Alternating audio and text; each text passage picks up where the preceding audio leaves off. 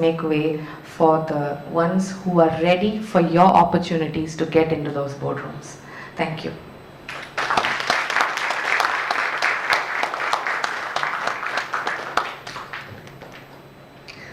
Thank you, Ms. Reshma. Finally, into our journey, let's delve into maritime claims with Ms. Sandhya Pillai. Ms. Sandhya is an advocate, maritime lawyer, and founding partner at VMT Legal. Her specialized area of practice include prevention of marine claims, ship arrest and release, charters liability, cargo recoveries, crew matters, company matters, vetting and drafting of agreements and contracts, etc. She has also sailed for 11 years. I invite Ms. Sandhya Pillai to kindly take us through her presentation. The respected DG Shipping, Mr. Shyam Jagannathan, Madam Joshi, Captain Basin, Mr. Rajiv Nair, Mr. Dasgupta, all the dignitaries, ladies and gentlemen, I'm humbled and truly privileged to be here before this august audience. As Ms. Reshma said, ships are built for women. Ships are built for men, but ships are called as a she. So I think I'll start with that thought.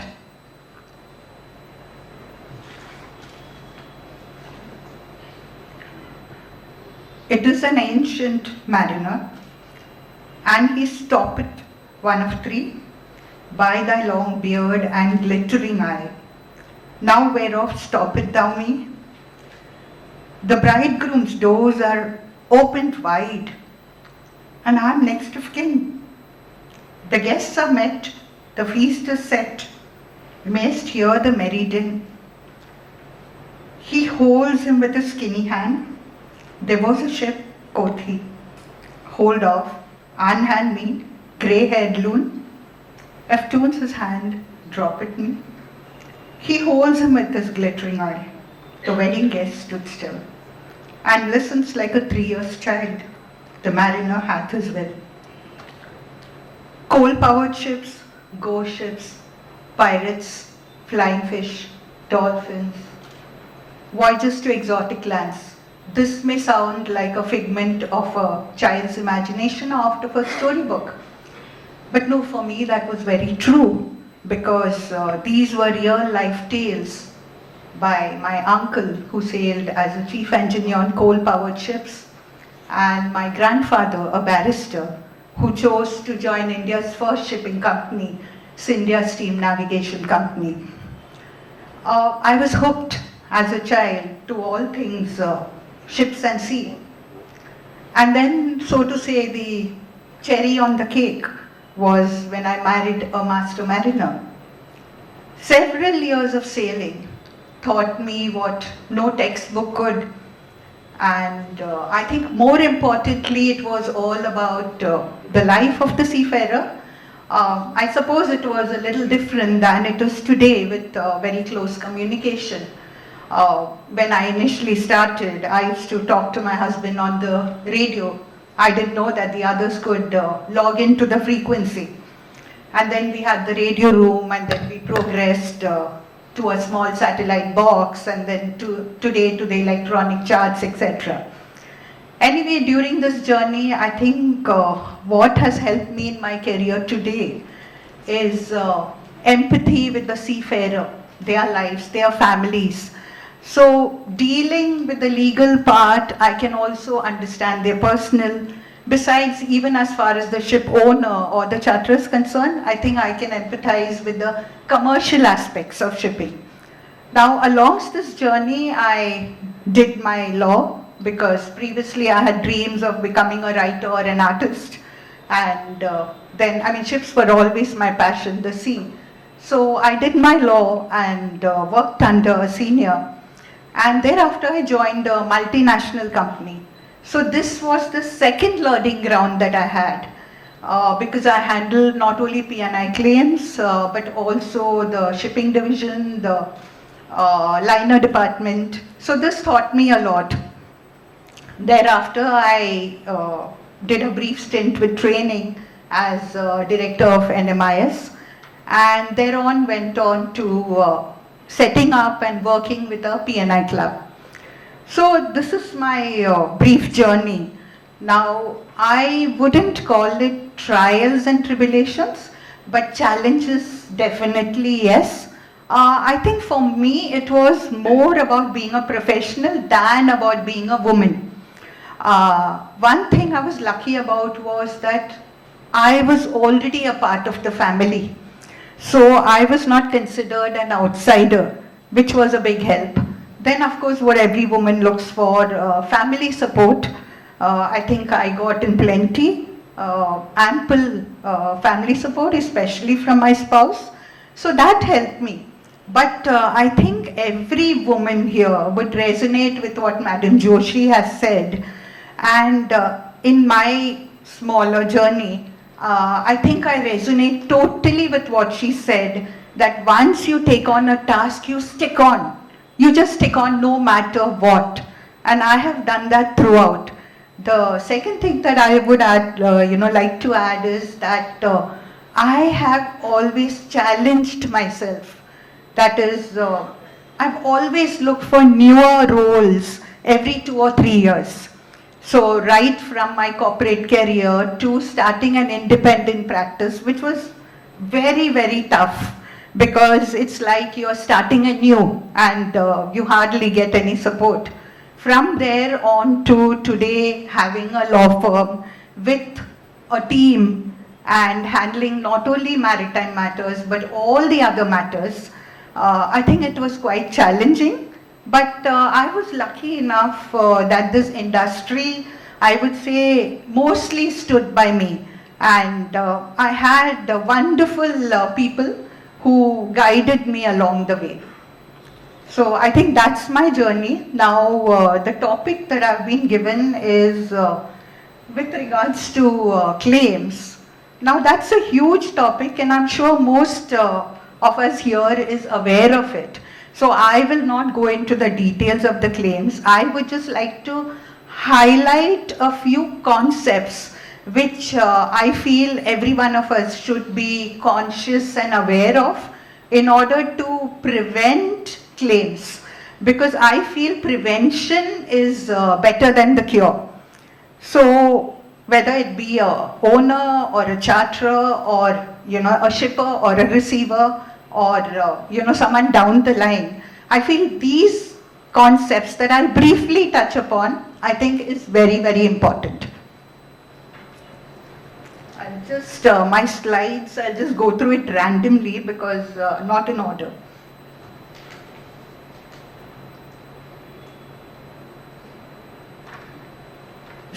I'll mostly touch upon the cargo claims.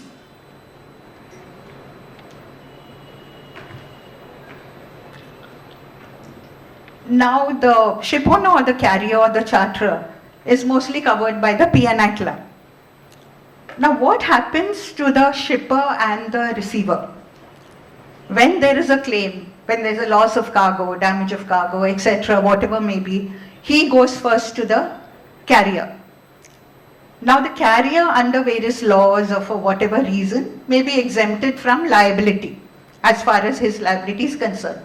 So now what do the shipper and the receiver do? They traditionally go to the marine insurer, a normal marine insurer who insures their cargo. Now from my practical experience, in fact I have a lot of matters that I deal with regards to the insurer, that is the traditional insurance companies, and the shippers and the receivers. So I have found there are 2 or 3 concepts which hold a lot of importance in most of the claims, and it is probably the breaking ground whether a claim will be admitted or not. So it's very difficult to consider it in isolation, but I'll try to. One of the concepts is proximate cause. The other one is inherent vice. So we'll look at proximate cause. I'm not going to read out the definition, that's there for everyone to see. So what is proximate cause? Proximate cause is the most immediate cause. Now, is it that is the latest, or is it something before that? Now that is a question that needs to be analyzed, because it's not necessary that there's a cause has caused an incident, so that is the most immediate cause. Like, I'll give you an example of a very old English case in which the vessel became a total wreck. Now the insurer rejected it, simply for the reason saying that the vessel was not seaworthy. So there was a discussion, was the vessel seaworthy or not? Was it the bad weather that caused the vessel to become a total wreck? Now there was a lot of discussion, and eventually it was decided in favor of the cargo owner, saying that although the vessel was seaworthy, yet the proximate cause was the bad weather. Of course, there were various reasons that were considered for that. Now I will go to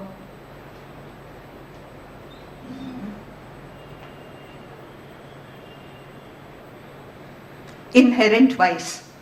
Now, what is inherent vice? Because this frequently comes up. In most claims, inherent vice comes up.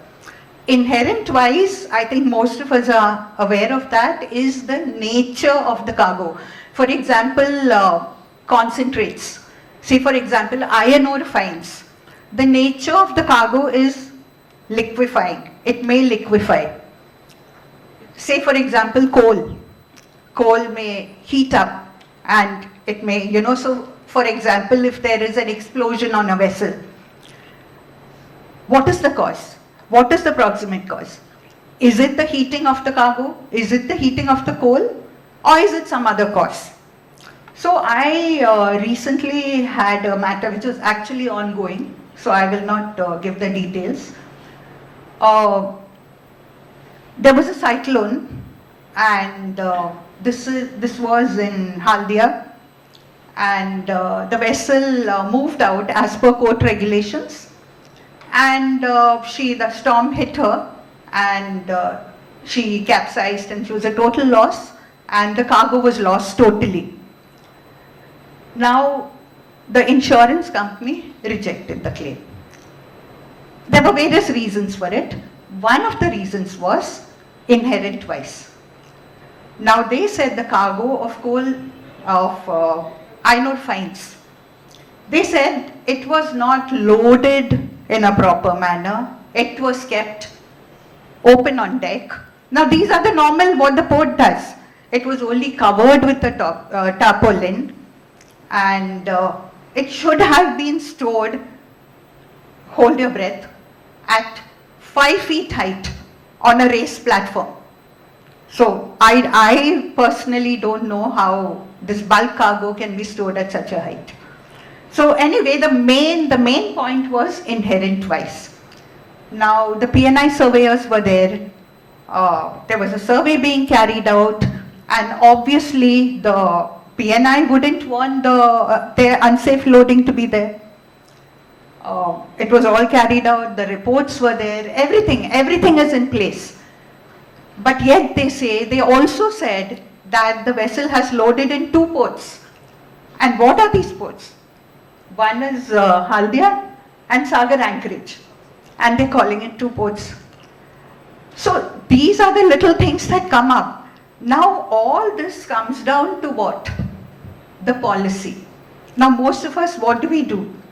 We get an agent from the insurance company, or otherwise we just sign, okay fine, ho gaya, policy hai, bas, everything is fine. But it is when the claim comes up, I cannot overemphasize this. One has to vet the policy very, very, very carefully, because you'll find a list of conditions, list of warranties that may or may not apply to you, and we sign on it, which is the main cause of all this coming up. We may be doing our business for 10 years, 20 years, but then what happens, that one big claim and you're finished. So this is what either your legal department or you take help from outside, but It is very, very, very important. There's another case in which this vessel, the proposal was for insuring this vessel both on the east coast and the west coast. And when the final policy came up, it was insured only for the east coast. While the vessel was lying in it was insured only for the west coast, while the vessel was lying in the east coast.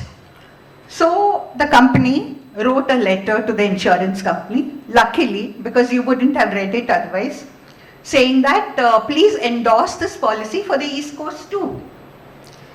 So there was no reply. So after a period of 2 weeks, again the company sent an email saying that please endorse it for the east coast. Now therein, the vessel there was bad weather, the vessel went down. Now you go in and you claim some 8 crores and the insurance company rejects it. This vessel is insured only for the west coast. It's not for the east coast. Now you have written to the company. So you have done your due diligence. You have done that. However, now you go to the courts and you fight it. So not only do you have to write, but you have to make sure that it is endorsed in the policy. Very, very, very important. So I'm just touching upon these practical things. In fact, I've not gone through all my slides.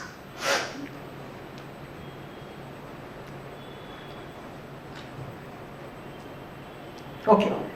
Now this one again is a very important concept. Insurable interest. Now what is insurable interest?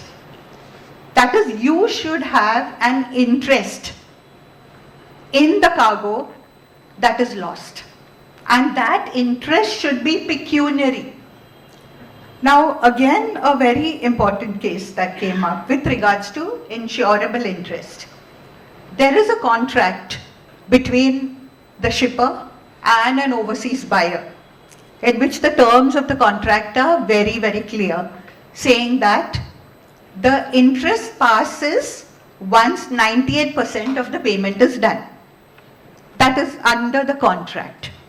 However, under the insurance policy, there is the Incoterms. So the Incoterms for CIF. So under the Incoterms, if you look at the Incoterms policy, what it says is the interest passes once the goods are loaded on the ship. So now there's a dichotomy between the two, between the Incoterm and between the contract, which will hold precedence. Now the courts will say yes, it is the contract that holds precedence, but the insurance company will say no. It is the Incoterms. This is the Incoterms. You have no insurable interest. Now if I haven't got my money, would I be stupid enough to not have interest in the cargo? But then again, this all boils down to how careful we are with regards to the policy, with regards to insurance.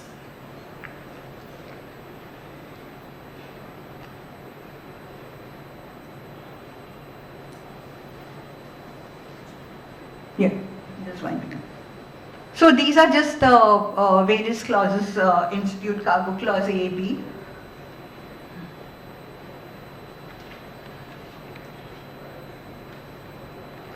What do you do when a claim arises? First of all, what sort of a claim is it? Where did it happen? When did it happen? How did it happen? Who are the parties involved? What are the next steps? And please, time is of the essence. Do not sit over the claim. Do not think that it's going to be settled, out of court.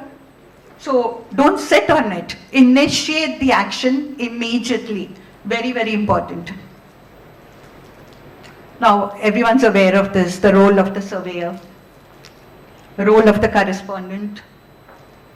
Expert, very, very important, especially in case of international commercial arbitrations. Very expert evidence comes in handy a lot of times. A lawyer, of course. I think you need to contact a lawyer first. P&I Club security. This is the normal security that's accepted by our courts today. I think everyone's aware of this, the claims covered by the P&I clubs. And these documents, this is for anything on board ship. I think one should not overlook the importance of these documents, especially the logbooks, because several times what happens is, say there is some misconduct or there's some behavior by a particular crew, and the master and the company think, okay, it's fine, we'll just sign him off. But eventually what happens is it comes back to bite you because there's nothing recorded. And you know, the party may be at fault, but then the owner has no recourse. So that's, I have associates in all these places, and we handle civil, and my partner handles criminal, so white collar crimes, etc. And that's been my journey, and I really thank the organizers and everybody for lending me such a, you know, such a good audience, and I'm really happy to have spoken here today. Thank you very much.